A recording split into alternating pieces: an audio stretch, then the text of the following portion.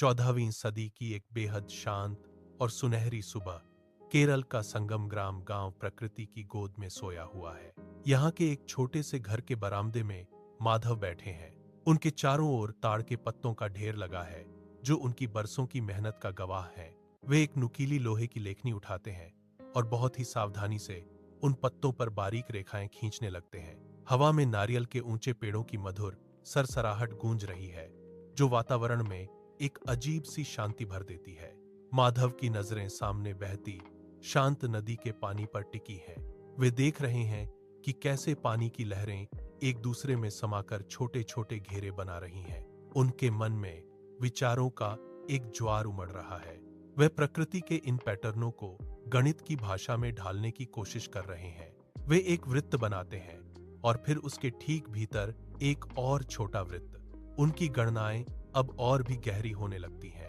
वे प्रकृति के पैटर्नों को गणित की भाषा में ढालने की कोशिश कर रहे हैं। अचानक माधव की लेखनी रुक जाती है।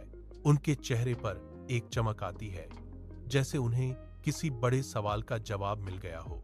वे एक बड़ा वृत्त बनाते हैं और फिर उसके ठीक भीतर एक और छोटा वृत्त। उनकी गणनाएं अब और भी गहरी होने लगती हैं। जैसे जैसे सूरज ढलने लगता है और आसमान का रंग बदलने लगता है, माधव अनंत श्रेणियों यानी इन्फिनिट सीरीज के एक नए और क्रांतिकारी सूत्र के करीब पहुंच जाते हैं। यह कोई साधारण सूत्र नहीं है, बल्कि यह वृत्त की परिधि और उसके व्यास के बीच के उस रहस्यमयी संबंध को उजागर करता है जिसे आज पूरी दुनिया पाई के नाम से जानती है। उन्होंने ताड़ के पत्तों पर अंकों का एक जटिल जाल बिछा दिया है। ये अंक सदियों बाद आने वाले कैलकुलस की नींव रखने वाले थे। उनका हाथ जरा भी नहीं कांपता क्योंकि वे जानते हैं कि वे सत्य को लिपिबद्ध कर रहे हैं। उनका हाथ जरा भी नहीं कांपता क्योंकि वे जानते हैं कि वे सत्य को लिपिबद्ध कर रहे हैं। रात गहरी हो चुकी है और आसमान तारों से भर गया है। माधव ऊपर देखते हैं और उन चमकते सितारों की स्थिति को अपनी गणनाओं से मिलाने लगते हैं। उनके लिए हर तारा एक बिंदु है और हर बिंदु एक जटिल समीकरण।